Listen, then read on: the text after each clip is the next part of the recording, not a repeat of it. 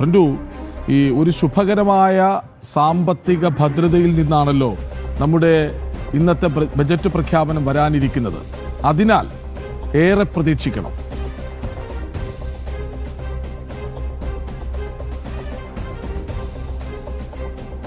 തീർച്ചയായും രാജ്യം വളരെയധികം പ്രതീക്ഷയോടു കൂടിയിട്ടാണ് മൂന്നാം മോദി സർക്കാരിൻ്റെ മൂന്നാം ബഡ്ജറ്റിനെ കാണുന്നത്. ഒരുപാട് ചരിത്രപരമായിട്ടുള്ള സവിശേഷതകളുള്ള ഒരു ബഡ്ജറ്റ് എന്ന രീതിയിലും ഒരുപക്ഷെ ഇന്ത്യയുടെ ചരിത്രത്തിൽ തന്നെ 9ാം തവണയാണ് ഒരു ധനകാര്യമന്ത്രി ബഡ്ജറ്റ് അവതരിപ്പിക്കുന്നത്. ഇന്ത്യയിൽ ഏറ്റവും കൂടുതൽ ബഡ്ജറ്റ് അവതരിപ്പിക്കുന്ന ധനകാര്യമന്ത്രിയായിട്ട് നിർമ്മല സീതാരാമൻ വന്നിരിക്കുന്നു എന്നുള്ളത് തന്നെയാണ് ഏറ്റവും പ്രധാനപ്പെട്ട ഒരു കാര്യം. നിർമ്മല സീതാരാമൻ്റെ ആ സ്ഥിരത തന്നെയാണ് ഈ രാജ്യത്തിൻ്റെ സ്ഥിരതയായിട്ട് നമ്മൾ കണക്കാക്കേണ്ടത്. ഒരുപക്ഷെ നേരത്തെ തുടക്കത്തിൽ സൂചിപ്പിച്ചതുപോലെ തന്നെ 2047 വികസിത ഭാരതം എന്ന് പറയുന്ന വലിയ സ്വപ്നത്തിലേക്ക് കടക്കാനുള്ള ഓരോ ചുവടുവെപ്പുമാണ് നരേന്ദ്രമോദി സർക്കാരിൻ്റെ ഓരോ ബഡ്ജറ്റുകളും നമുക്ക് കാണാൻ സാധിക്കുന്നത്. എപ്പോഴും കൃത്യമായിട്ടുള്ള സ്ഥിരതയുള്ള ബഡ്ജറ്റാണ് കേന്ദ്ര സർക്കാർ അവതരിപ്പിച്ചിട്ടുള്ളത്. ഇപ്പോൾ നോക്കൂ, ഏറ്റവും ജനകീയമായിട്ടുള്ളൊരു ബഡ്ജറ്റ് എന്ന രീതിയിലാണ് 2024-25 ബഡ്ജറ്റ് ചരിത്രത്തിൽ ഇടം പിടിച്ചത്. നികുതി ഇളവടക്കമുള്ള കാര്യങ്ങളായിക്കോട്ടെ, അതിൻ്റെ നേട്ടം ഒരു വർഷത്തിനകത്ത് നടപ്പ് സാമ്പത്തിക വർഷത്തിൽ രാജ്യത്തുണ്ടായി എന്നുള്ളത് വളരെ പ്രധാനപ്പെട്ടൊരു കാര്യമാണ്. അതിലേറ്റവും പ്രധാനപ്പെട്ട ഒരു കാര്യം എന്ന് പറയുന്നത് രാജ്യത്തിൻ്റെ GDP വളർച്ച. നമ്മളെപ്പോഴും ഒരു രാജ്യത്തിൻ്റെ വികസന സൂചികയിൽ GDPയുടെ വളർച്ച വളരെ പ്രധാനപ്പെട്ട ഒരു കാര്യമാണ്. ഒരുപക്ഷെ ഇന്ത്യയുടെ ചരിത്രത്തിൽ തന്നെ 7.4 GDP വളർച്ച രേഖപ്പെടുത്തിക്കൊണ്ട് ലോകത്തിലെ ഏറ്റവും പ്രധാനപ്പെട്ട ഒരു സാമ്പത്തിക ശക്തിയായിട്ട് ഈ രാജ്യം മാറിക്കഴിഞ്ഞിരിക്കും എന്നുള്ളത് വളരെ പ്രധാനപ്പെട്ടതാണ്. അതോടൊപ്പം തന്നെ കഴിഞ്ഞ നടപ്പ് സാമ്പത്തിക വർഷമായിക്കോട്ടെ, മുൻപത്തെ വർഷമായിക്കോട്ടെ, വരാൻ പോകുന്ന വർഷമായിക്കോട്ടെ, സാമ്പത്തിക സർവ്വകളൊക്കെ തന്നെ പറയുന്നത് കൃത്യമായിട്ടുള്ള സ്ഥിരതയാർന്ന GDPയുടെ വളർച്ച രാജ്യത്ത് രേഖപ്പെടുത്തും എന്നുള്ളതാണ്. അതുപോലെ തന്നെ ധനക്കമ്മി പിടിച്ചു നിർത്താൻ സർക്കാരിനെ സംബന്ധിച്ചിടത്തോളം സാധിച്ചു എന്നുള്ളത് വളരെ പ്രധാനപ്പെട്ടതുകൊണ്ടാണ്.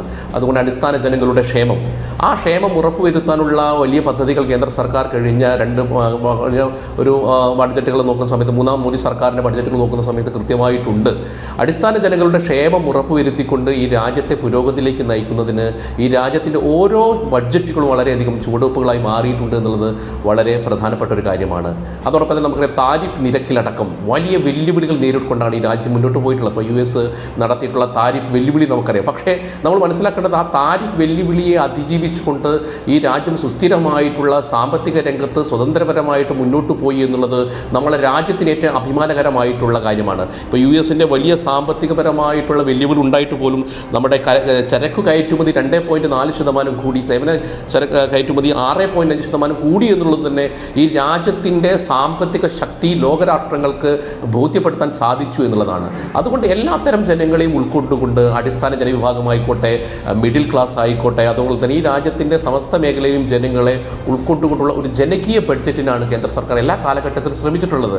അതുകൊണ്ട് തന്നെ മോദി സർക്കാർ അധികാരമേറ്റ നാൾ തൊട്ട് ഇന്ന് വരെയുള്ള ബഡ്ജറ്റിൻ്റെ കാര്യങ്ങൾ, പൊതുവെ നമുക്കറിയാം, ഈ പ്രഖ്യാപനങ്ങൾ ഒതുങ്ങി നിൽക്കുന്ന ബഡ്ജറ്റുകൾ അവതരിപ്പിച്ച് പോകുന്നതിന് പകരം ശാസ്ത്രീയമായിട്ട് ബഡ്ജറ്റ് എങ്ങനെ ഇംപ്ലിമെൻറ്റ് ചെയ്യാമെന്നും അത് എങ്ങനെയാണ് രാജ്യത്തിൻ്റെ വികസനത്തിൻ്റെ നാഴികക്കല്ലുകളായി മാറുമെന്ന് കൃത്യമായിട്ട് നടപ്പിലാക്കിയ സർക്കാരാണ് മോദി സർക്കാരിൻ്റെത്.